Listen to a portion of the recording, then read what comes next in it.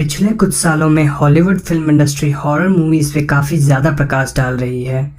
इसमें खास बात यह है कि ज़्यादातर हॉरर मूवीज़ सच्ची घटनाओं पर आधारित होती है। हालांकि ये मूवीज़ उन सच्ची घटनाओं को लेकर ही अपनी कहानी को आगे बढ़ाते हैं, लेकिन इन मूवीज़ में बहुत सारी चीज़ें गलत या फिर बदल कर भी दिखाई जाती है। हाल ही में हमने इस चैनल पे द कॉन्जरिंग मूवी की असलियत को सामने लाया था और आज इस वीडियो में हम एक ऐसी मूवी की सच्ची घटनाओं पर प्रकाश डालेंगे जिसका नाम है एनाबेल।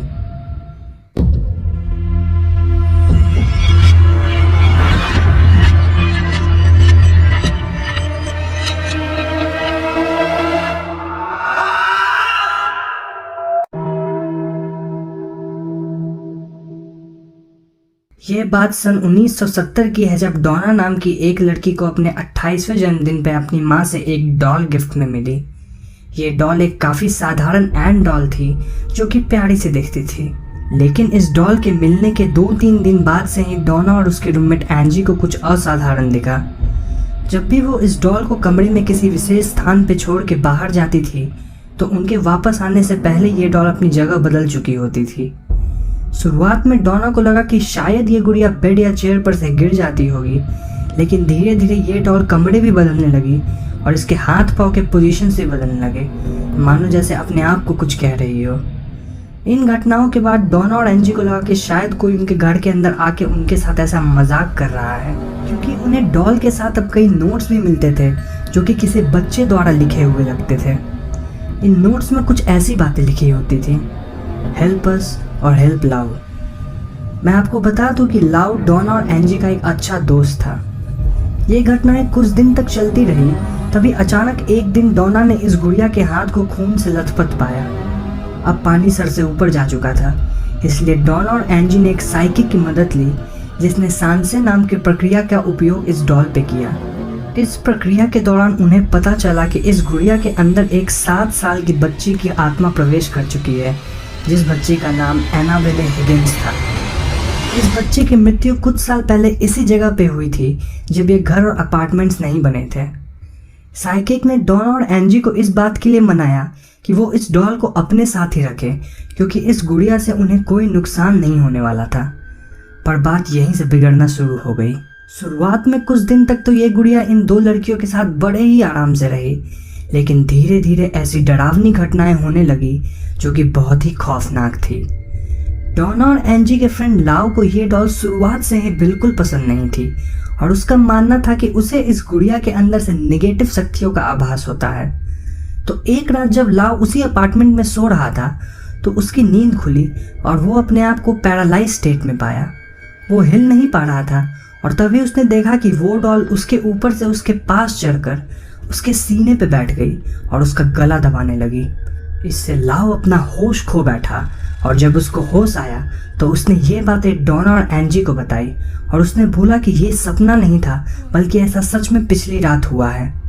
इस घटना के 2-3 दिन बाद ही लाउ के साथ एक दूसरा हादसा हुआ। इस बार लाउ और एंजी घर पे थे और उन्हें डोना के कमरे से अजीब सी आवाज़ें सुनाई दी।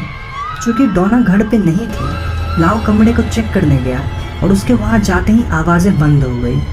उसने एनाबेल को अपनी जगह से अलग दरवाजे के पास देखा और जैसे ही उसने दरवाज़ा बंद करने की कोशिश की, उसे लगा कि मानो कोई उसके ऊपर आके तेज गति से उसके सीने पे वार किया और ये कोई शैतानी ताकत लग रही थी। लाव वहाँ से भागकर अपने कमरे में आया और वहाँ उसने पाया कि उसकी छाती से खून निकल रहा था और किसी बच्चे के पंजों के और नाखून के गहरे निशान थे। इस घटना के बाद डोना, एंजी और लाव ने मिलकर एक प्रीस्ट को अपने घर बुलाया। उस प्रीस्ट ने गुड़िया की जांच की और उन्होंने बताया कि इन तीनों को एड और लॉरेन वॉरेंस की मदद लेनी चाहिए, जो कि उस वक्त पैरानॉर्मल एक्टिविटीज़ के क्षेत्र में अपने एक्सपेरिमेंट्स को लेकर काफ़ी मशहूर थे। एड और लॉरेन को खबर मिलते ही वो डोना के घर पे इस गुड़िया की जांच करने आ गए। उन्होंने बताया कि इस डॉल में किसी बहुत ही ताकतवर आत्मा का कब्जा है और ये इन तीनों में से किसी एक के शरीर पे अपना हुकूमत जमाने की कोशिश में है। वो ऐसा उनके साथ बार बार मिल के या हमला करके करेगी। जाहिर सी बात थी कि वो लाउ ही था। लाउ के कहने पे वॉरेंस ने एक प्रीस्ट की मदद से इस डॉल पे एग्जॉर्सिज्म की प्रक्रिया का इस्तेमाल किया।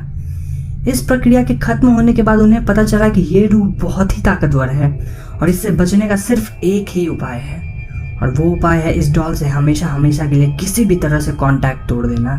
वार्डन्स ने इस डॉल को अपने अकल्ट म्यूजियम में बहुत ही कड़ी निगरानी में रखा।